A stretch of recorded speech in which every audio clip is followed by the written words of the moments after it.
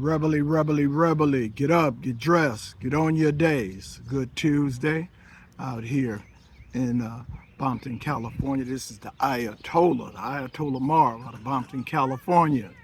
Back at you, giving you another bit of information, putting some stuff up on, making some things straight, getting it right. Every day we want clarification. So we got a lot of people asking like, who is Ayatollah? Where did he come from? You know, who said he's the oldest Piru? And I said I was the oldest active Piru in Compton, California. And let me clarify when I say Bompton, California. When I say Bompton, California, Compton was the first black-run city west of the Mississippis in 1970.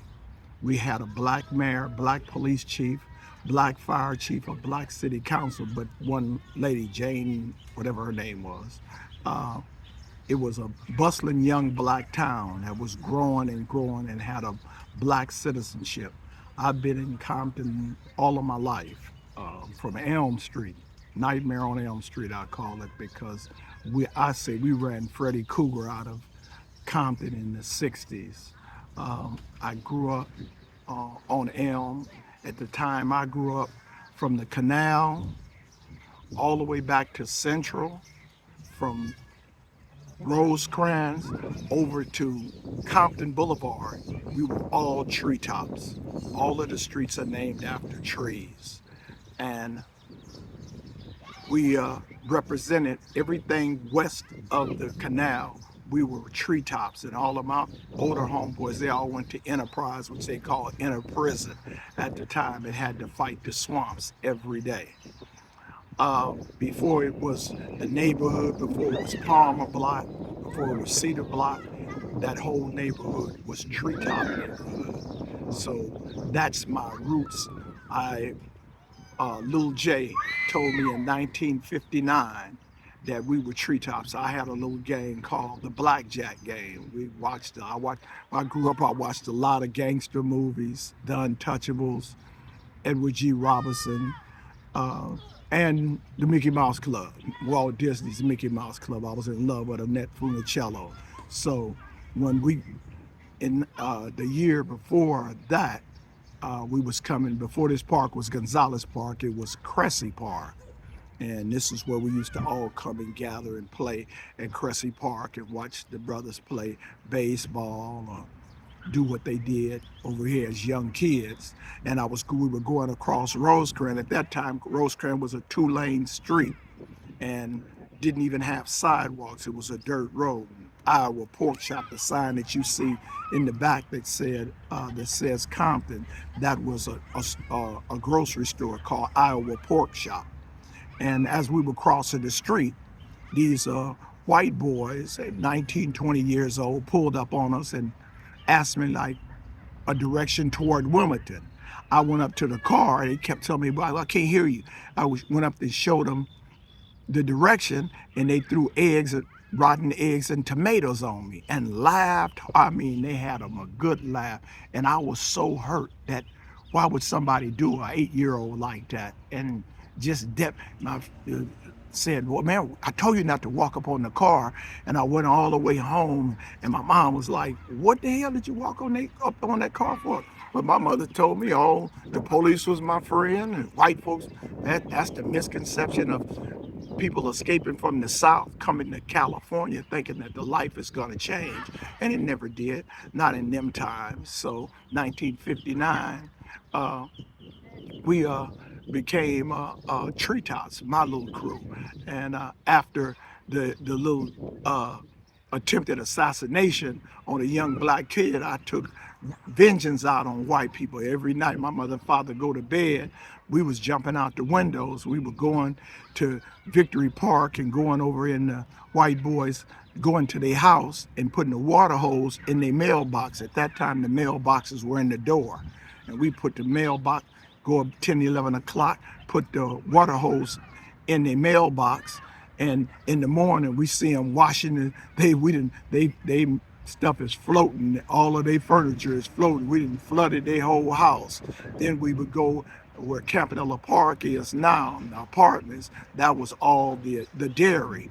We go over to the dairy and get some cow shit and put it in a bag, put it in a big bag, and go to white people's house and ring their doorbells, ring their doorbells. White man come out, he got his robe on, his house shoes, and we light the bag up, and when he stomped the bag out, he'd have shit all over his leg. We'd laugh until we cried. So we we every day we was plotting on what we could do to white people. We'd go over to Richland Farms for the LA Dodgers, and we'd steal their pigeons. They had racing pigeons, and we'd sell them to the pet store and act like they was ours. And, every day we would plot. And we, out of your crew, it was me, Smut, Melvin Jenkins, Anthony, and Mark Griffin, John Griffin and Mark Griffin. It was twins, and had Daryl Brown and Will McGraw. That was our little, and Albert Hardy. And we would plot, and you always have somebody in your crew that's the smartest, or he's well above his time. So one Christmas, we were hustling, trying to get some stuff for Christmas. We was going downtown, shining shoes, making a quarter, making a dime, selling papers. One day we were sitting over here in the park, and Smut came up with something. He said, "Man, all we got to do is go downtown, and as long as you put it in a bag, it ain't stealing." Like, what you mean it ain't stealing? At that time, downtown Compton, all of the people that worked in Newberry's and Cresses and Sea West, it was all white ladies. There wasn't no blacks in the 60s working downtown Compton. They didn't allow that. People don't know about segregation and prejudice in California, but racism's alive and well. So we go down there, we follow him, go downtown.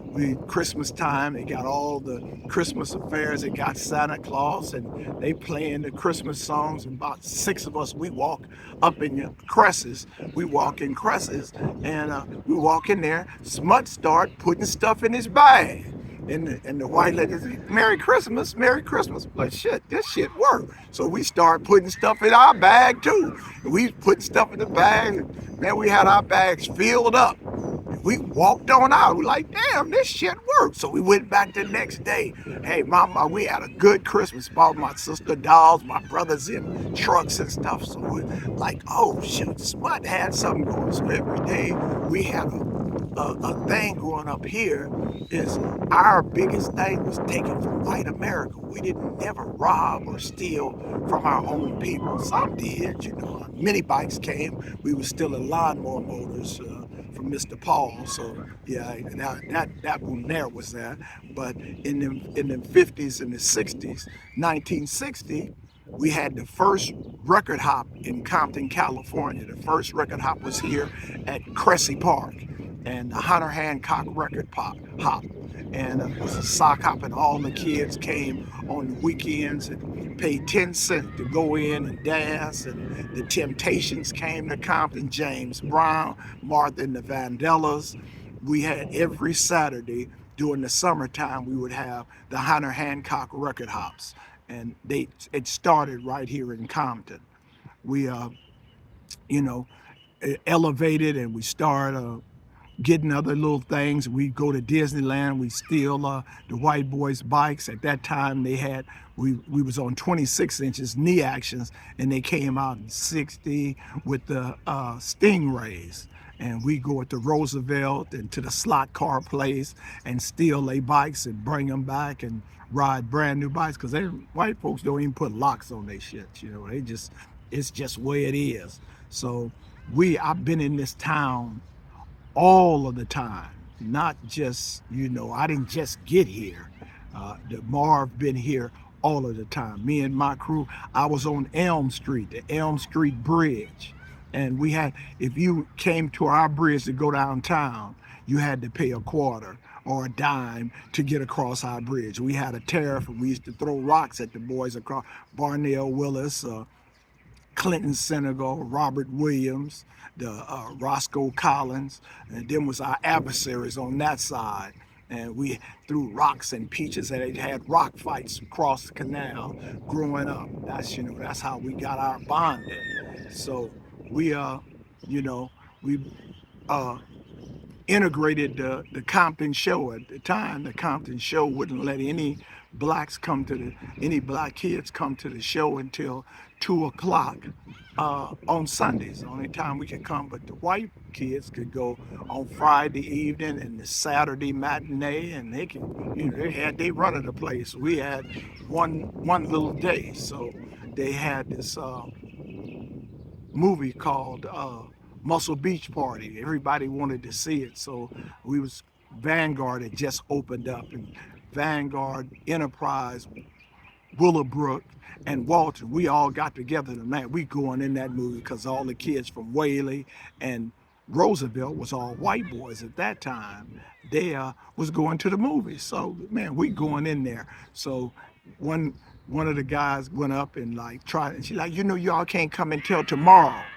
And we just rushed in about three of us rushed inside and went to the side and opened the exit door up, and about 50 young blacks ran in there.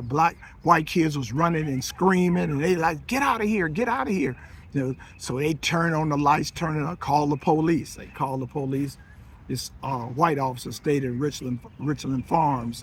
Officer Johnson came in like, well, what did they do? They just say, yeah, man, did y'all pay to get in? We like, yeah, we paid. Told them to turn on the lights, and we start watching the movie. After that, we start going to the movie on Saturdays, to the matinees, and all the white boys, they went over to the Tower Show on Long Beach Boulevard and Compton Boulevard.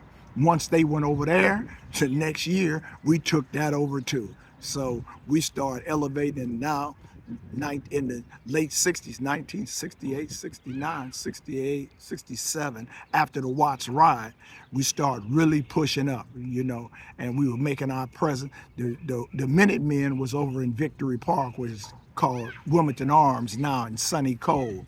The last of the Victory Park Apartments is right over there where the Samoans live. And we used to run down the canal to go to the end of the canal where the Crystal Park Casino is now. That was the swamps before the 91 freeway was built. We used to go run over there, and the white boys used to throw rocks and stuff at us, and we'd see if we could make it from Compton Boulevard to a lounger without getting hit. It was funny and fun at the first, and then it started getting to be a problem. So we started throwing back. Then the Minutemen used to say, after 7 o'clock, if he's walking down Compton Boulevard, the niggers is coming, and it was on Honda 50s, and they were shooting BB guns and pellet guns at us. And at the older people that were coming, and so we find, man, boy, in the hell they getting these guns? Smut again. Melvin Jenkins say, man, they sell them at Woody's Sporting Good was downtown Compton. So about 6 of us went down to Woody's. We seen the pellet guns, we seen the CO2s, we seen the BB rifles, and we just snatched them and ran. Now we shooting back. We shooting back at these white boys, and they not liking it. They not liking it. So now I'm starting to go to juvenile hall. I'm starting to go to Eastlake Juvenile Hall. Every weekend I'm in juvenile hall. Be it bad Marv, doing some stuff every day to white people. We tearing them up every day. We done got guns now, so they done start arresting us, taking us to juvenile hall, spending the weekends in juvenile hall. Now we got to go through it with the LA boys, the businessmen, the Slausons, the Gladiators, the Dale Vikings, the Roman 20s, the Outlaws, until we can get to our juvenile hall was Los Patrinas, but we had to go to for intake, we had to go down to Eastlake Juvenile Hall. So that's what how I kind of grew up in Compton and how we made things move. And they had white flight in 1968, and that's why I said, well, when Freddy Krueger came, we ran him out of Compton. We ran Freddy Krueger. I've been here all my life. My girlfriend lived on Piru Street. My baby's mothers, they on both sides of Piru Street. I've been there. Me and Diane Willis, she stayed next door to the Bournes, Terry Bourne, Mickey Bourne, Harold Bourne. She stayed right next door.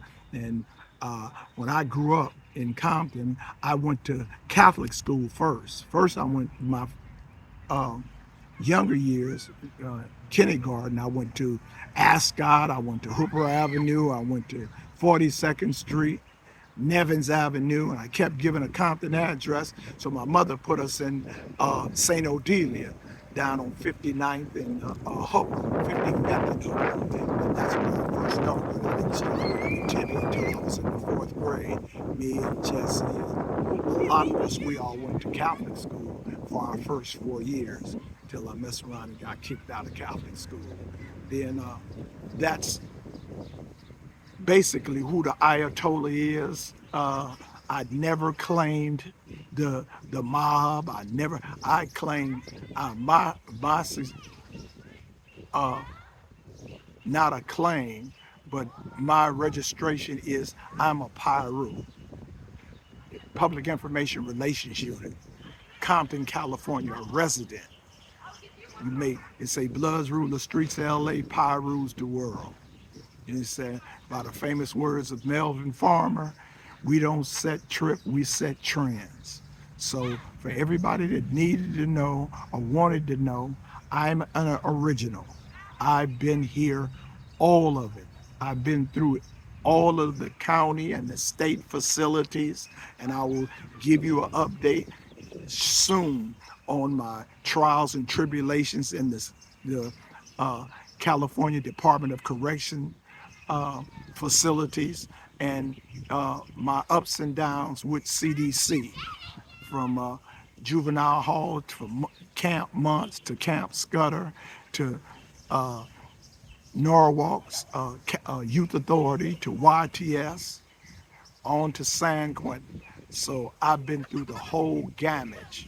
And, I grew up when Compton was Mayberry. The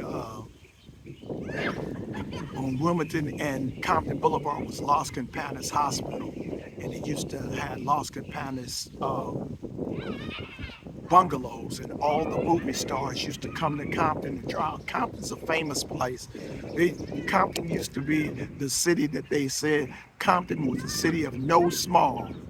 When white people was going to movies and they came out here to dry out off of drugs, off of alcohol, they came over to Los Campanas, to the bungalows, and dried out. We had the cleanest air. We had the sea air comes from one side, from the southern side, in the Santa and the winds, and they meet what they call the Alameda Corridor. And it was the cleanest air per capita in the state of California, in the United States. When you drank your water, your artesian wells, the first 21 artesian wells is where the Artesia Freeway is, the 91 freeway. We had the cleanest water that it is when they sold the water to the bottling companies. That's where your artesian wells come from. Compton has a rich history. Blacks out of here, we prevail more than any state in the United States. We have some of the most profound things that go on in this 10 square miles than most states have ever done. So there's a big acknowledgement of Compton, and the only one don't know how fabulous Compton is us that live here. And I want to let you know that we are trying to make a change. All over the world, everybody want to be like Compton. I was in Johannesburg in Africa, and they had Compton hats on. I got some homies from the Philippines that's claiming Piru, everybody. And Piru's been in existence since 1972, and we don't have one edifice. We don't have one building that says Piru. We got to change that. When people come here, they need to see Death Row Records, NWA, all of this, man. We need a place to show this, a building to show these people what is built up. We have a rich history, black history, and it's still going on, Got Kendrick Lamar, we got Gang. We got a gang of brothers that's still making monumental moves, and we don't hear about it. We don't make it profit us. We need to patent Piru, and everybody use our name. We need to get a percentage off of it. So I'm pushing it. I got uh, the Compton Commission. We're getting ready to change some things in the city of Compton, 2023. So look out for me. I'll be at you. Subscribe, get down with me, and we're gonna take this and close the wealth gap. That's what the Black Unicorn Factory is about, closing the wealth gap. We've been on the bottom of the economical plate for the entire time we've been in America. It's time to turn it around, and that's what the Piru theory is. So we'll be at you. So stay down, stay brown, and I'll hit you back.